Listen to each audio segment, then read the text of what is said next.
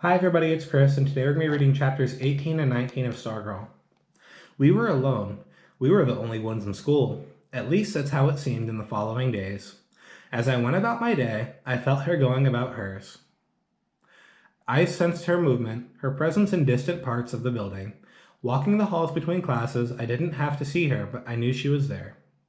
Unseen in the mob, heading my way, about to turn a corner, 5 classroom doors down, I homed in on the beacon of her smile. As we approached each other, the noise and the students around us melted away, and we were utterly alone, passing, smiling, holding each other's eyes, floors, and walls gone. 2 people in a universe of space and stars. And then one day, I began to discover we were more alone than I had dreamed. It was a Thursday. Normally on that day, after third period, Stargirl and I would pass each other on the second floor or on the teacher's lounge. We would smile and say hi and continue on our way to our separate classes. On this day, impulsively, I fell in alongside her. How about an escort, I said. She grinned slyly. Anybody in mind? We touched little fingers and walked on. Her next class was on the first floor, so we went down the nearest stairway. We were walking side by side. That's when I noticed. No one spoke to us. No one nodded to us. No one smiled at us. No one looked at us. A crowded stairway, and no shoulder, no sleeves brushed us. Students climbing the steps veered to the railing or wall. Except for Stargirl jabbering in my ear, the usual raucous chatter was absent. Mostly what I noticed were the eyes. Faces turned up from the steps below, but the eyes never connected with us. They went right on through us as if they were gamma rays. Or they nipped our ears and rattled off among the walls and other eyes. I had an urge to look down at myself to make sure I was there. At lunch, I said to Kevin, "Nobody looks at me." He was staring at a sandwich. "Kevin," I snapped, "now you're doing it." He came up laughing. He looked at me square in the eyes. "Sorry." Usually there were others at the table. Today there was only us. I leaned across my lunch. "Kevin, what's going on?" He looked off, then back to me. "I was wondering when you noticed. Kinda hoping you wouldn't." "Notice what?" He stalled by taking a bite of tuna salad sandwich. He took his time chewing. He drank orangeade from a straw. "First of all, it's not you." I pulled back. I held out my hands. "It's not me. What's that supposed to mean?" "It's who you're with." I sat there, blinking, staring at him. "Stargirl?" He nodded. "Okay," I said. "So?" He stared at me some more, chewed, swallowed, sipped, looked away, looked back. "They're not talking to her." The words didn't stick. "What do you mean? Who's they?" He cocked his head at the sea of tables and eaters. "Them." "Who's them?" I said, too unhinged to laugh at my grammar. He wet his lips. "All of them." He shrugged. "Well, almost." His eyes drifted over my shoulder. There are still 2 girls sitting with her. I glanced back. At the height of Stargirl's popularity, kids had been pulling chairs from other tables to squeeze around hers. Now it was just Stargirl, Dory Dilson, and a 9th grader. "So," I said, "exactly what is going on?" He sipped from his straw. "The silent treatment is going on. Nobody's talking to her. It still wasn't stinking. It still wasn't sticking." "What do you mean, nobody's talking to her? What, did everybody have a meeting in the gym and vote on it?" "It wasn't that official. It just happened. Got up steam." I gaped at him. When? When did it start? How? Why? I was beginning to screech. "I don't know exactly. After the basketball stuff, I guess. That really ticked off a lot of people." "The basketball stuff," he nodded. "The basketball stuff," I repeated dumbly. He put down his sandwich. "Leo, don't act like you don't know what I'm talking about. Cheering for the other team? What did you think? People thought that was cute?" "It was her, Kevin. It was harmless. Weird maybe, but harmless. It was her." He nodded slowly. "Yeah, well, I guess that's what I'm saying. It's not just one thing she did. It's everything. Don't tell me you never noticed. Remember a certain tomato? Kevin, a couple of months ago, everybody stood and cheered in the auditorium when she won the oratorical contest. Hey," he gestured defensively, "tell them." One person threw the tomato. One. Kevin snickered. "Yeah, and 1,000 wanted to. Did you notice the cheers when it happened? People blame her. For the team losing. For our undefeated season going down the toilet." I wasn't sure Kevin was still talking about them. "Kevin," I felt myself pleading. "She was only a cheerleader." "Leo," he was pointing. "You asked me what was going on. I told you." He stood up and took his tray to the belt. I stared at his empty chair until he returned. "Kevin, the happy birthday songs, the Valentine cards, all the nice things she does for people. Doesn't that count for something?" The bell rang. He got up. He gathered his books. He shrugged. "I guess not." For the rest of the day, And the next, I grew increasingly paranoid. Walking with her in and around the school, I was intensely aware that the nature of our aloneness had changed. It was no longer a cozy tunnel of love sweetness, but a chilling isolation.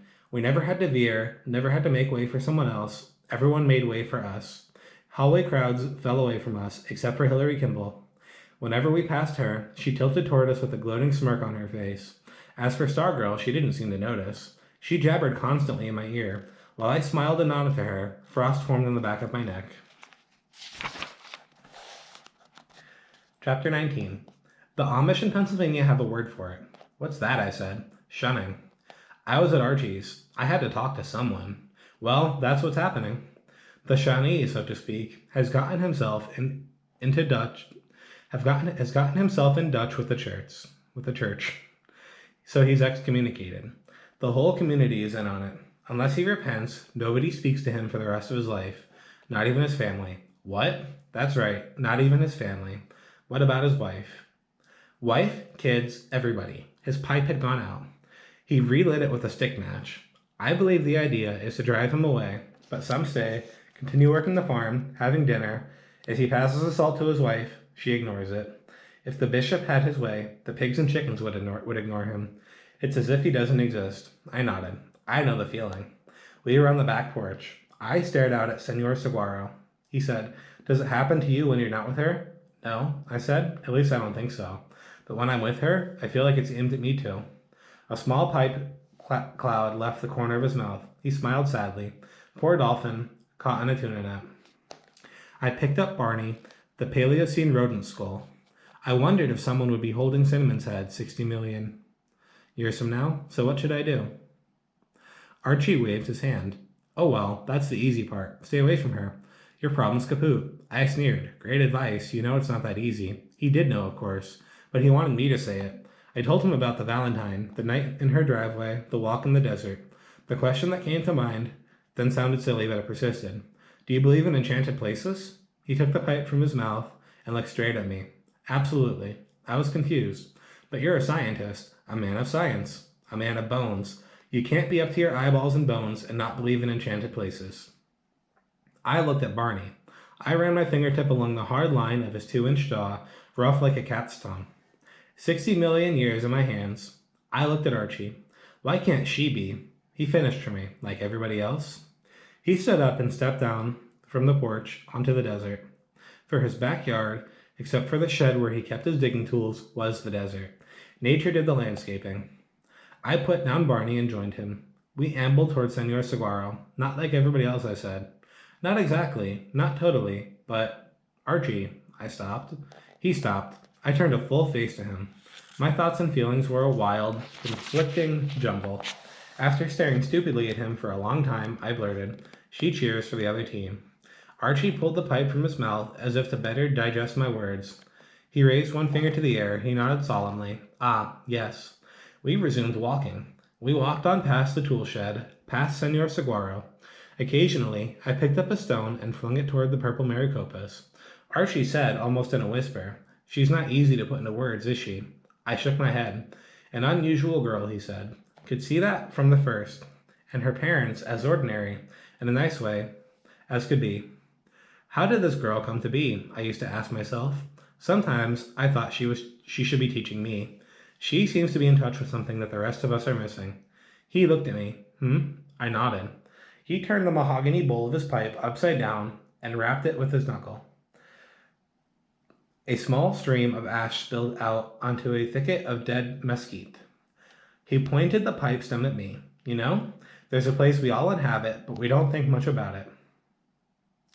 We are scarcely conscious of it, and it lasts for less than a minute a day. What's that? I said. It's in the morning for most of us.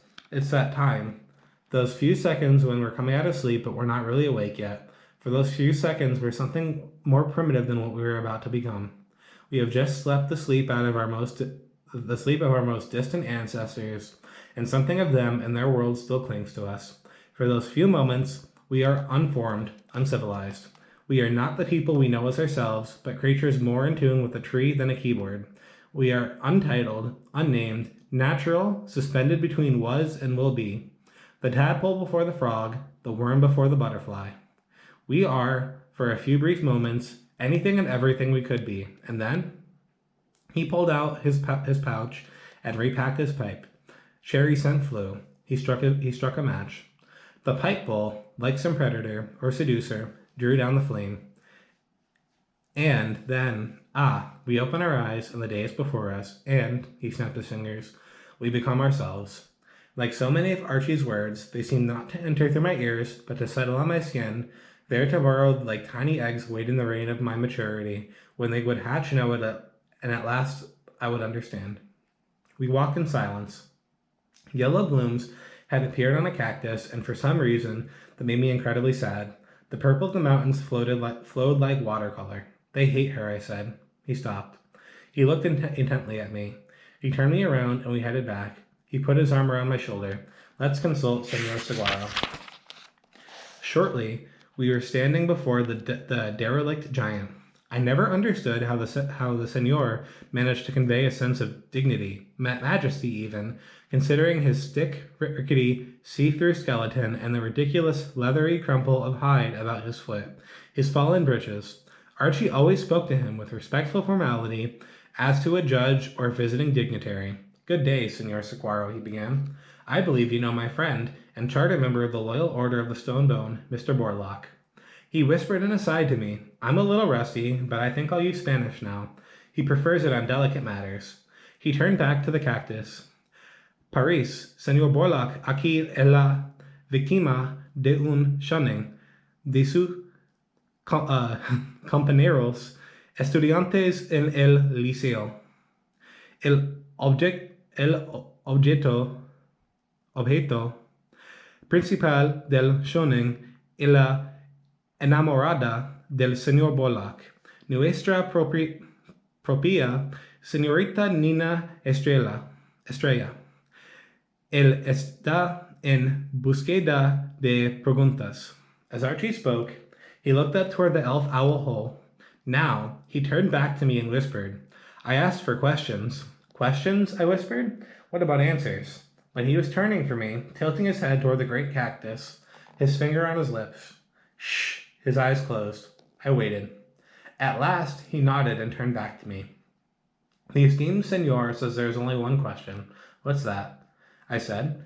He said it all boils down to this. If I'm translating correctly, whose affection do you value more here?